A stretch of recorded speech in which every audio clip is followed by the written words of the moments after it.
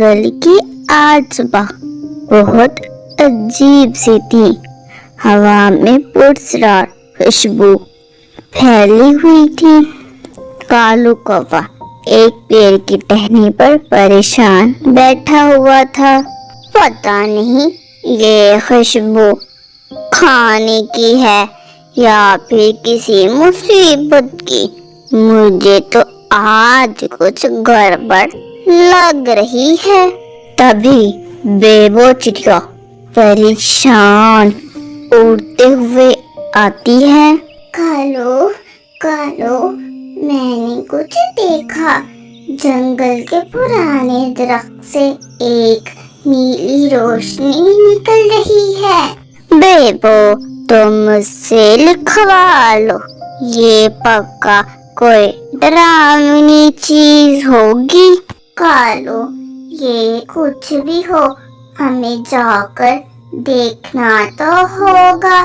चिड़िया, मैं तो नहीं जाऊंगा। मुझे तो भूतों से बहुत डर लगता है। कालो, तुम हर समय डरते मत रहा करो। डरने से कुछ नहीं होगा।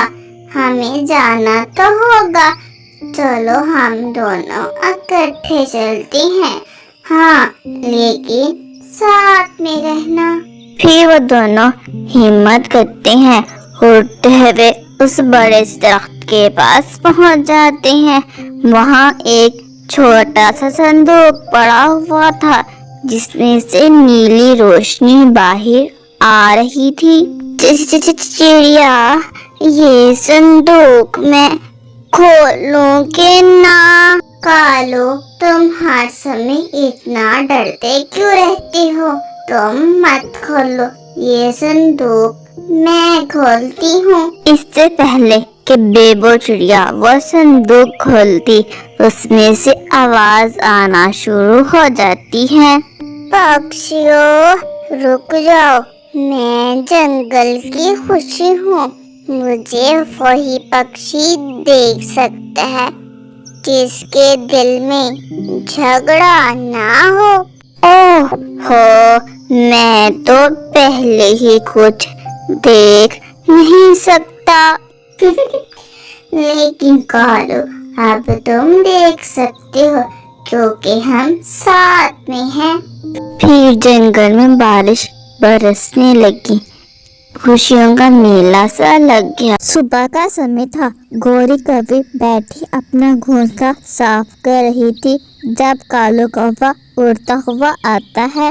कालू जी, रोज लेट, और आज भी फीदर्स तुम्हारे इतने चमक रहे हैं। गौरी, तुम्हें पता है जंगल में हवा बहुत अच्छी चल रही है, उसी कारण मेरे पंख चमक रहे हैं। लगता है हवा भी परफ्यूम लगाकर चल रही है। हाँ, मुझे याद आया गौरी, मुझे गुगलो कबूतर के साथ सागर वाले जंगल की तरफ जाना है।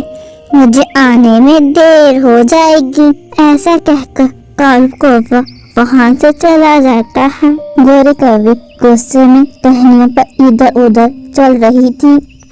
मैं पागल नहीं हूँ। मेरा दिल कह रहा है कोई ना कोई तो गड़बड़ जरूर है। बेबो चिड़िया, जो काफी समय से अपने घर के बाहर बैठे गौरी कौवे को ये सब कुछ करता हुआ देख रही थी, जल्दी से गौरी कौवे के पास आती है। इतना घूम रही हो जैसे वाईफाई का सिग्नल ढूंढ रही हो। क्या हुआ? रोज लेट और फीडर्स बिल्कुल हीरोइन की तरह शाइनी फीडर्स, मतलब या तो जिम तो या फिर गंदी हरकत। बेबो, कहना क्या चाह रही हो? सीधा बोलो। गौरी, मतलब ये कि बर्दाश्त नहीं, इन्वेस्टिगेशन करो। बेबो, बर्ड्स डिटेक्टिव कब से हो गए? जब से हस्बैंड्स लेट आने लगे तब से बर्ड्स डिटेक्टिव हो गए हैं।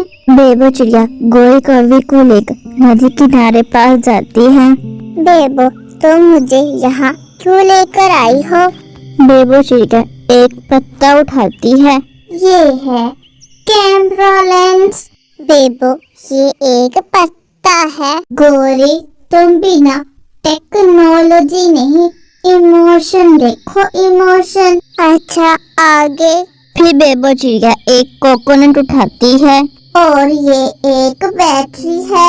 क्या इसमें बैटरी है? अरे नहीं गोरी, लेकिन शक पूरा है। बेबो चिड़िया एक पेड़ की टहनी पर बैठ जाती है और अनाउंसमेंट करने लगती है। अटेंशन प्लीज, इस इलाके में हस्बैंड मॉनिटरिंग सिस्टम एक्टिव हो चुका है।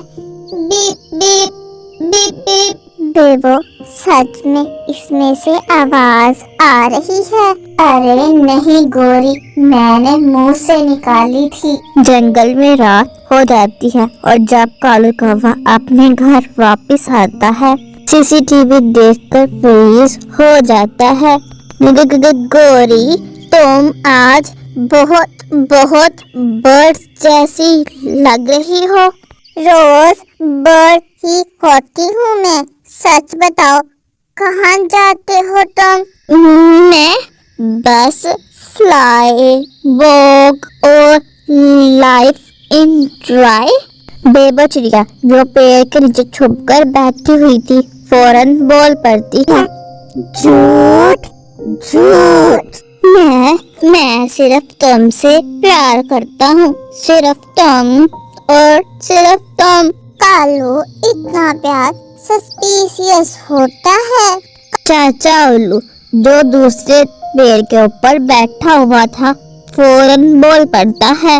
मुझे भी मेरी पत्नी ऐसे ही पकड़ती थी, इसी कारण अब मैं रात को सोता नहीं हूँ।